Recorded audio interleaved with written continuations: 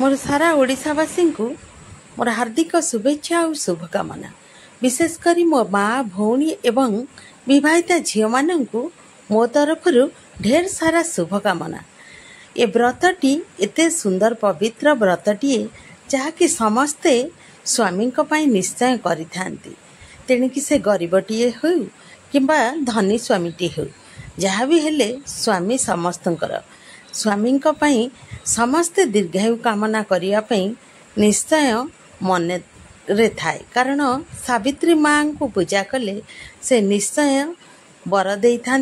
शंखा सिंदूर केउ नारीर इच्छा न थाए शंखा सिंदूर सबु बेले जेमिति हाथ रे एवं मस्तक रे शोभा पाइब बोली सेतिपई स्वामींकर दीर्घायु कामना करिबा पई माँ सावित्री पाखरे पूजा अर्चना करा जाए।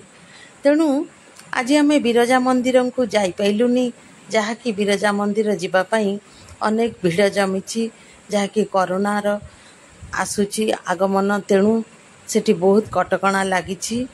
तेणु आम ग्राम देवती पाखरे आमे पूजा करदेलु। समस्ते ग्रामर माँ भौणी एवं जा कि नणंद जो मैंने सब अच्छा समस्ते मिसी से ग्राम देवती पाखरे पूजा करदेलु। ये हूँ आम ग्राम देवती मंदिर।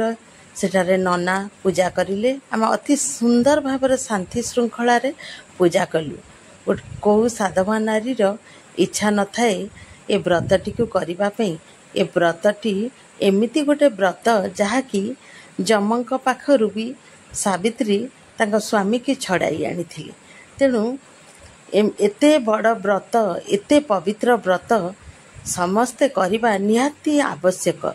ए व्रतटी सबुबेले शुभकामना दे थाए मंगलमय करि थाए स्वामी पाई। तेणु स्वामी तेणिके गरीब हेई थांतु कि धनी हेई थांतु जदि से सुंदर मनीषटीए होइथिबे से शंखा सिंदूर ठारू आउता पाई बड़ जिनिस किछि न थाए गोटे नारी पाई।